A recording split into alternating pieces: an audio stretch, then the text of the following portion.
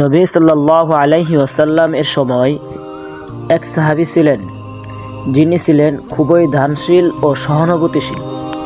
তার নাম ছিল আবু হুরাইরা। একদিন তিনি শহরের বাইরে যাচ্ছিলেন, তখন এক বয়স্ক মহিলা তাকে পথে ঘাটে দেখতে পেলেন। তিনি খুবই দুঃস্থ ছিলেন এবং তার কোনো সাহায্য করার লোক ছিল না।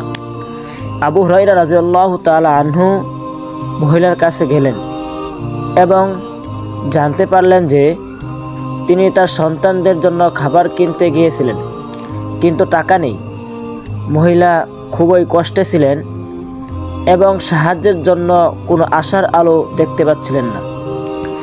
আবু হুরায়রা রাদিয়াল্লাহু তাআলা আনহু মহিলার কথা শুনে নিজে তার সমস্ত খাবার খরচ মেটাতে রাজি হলেন।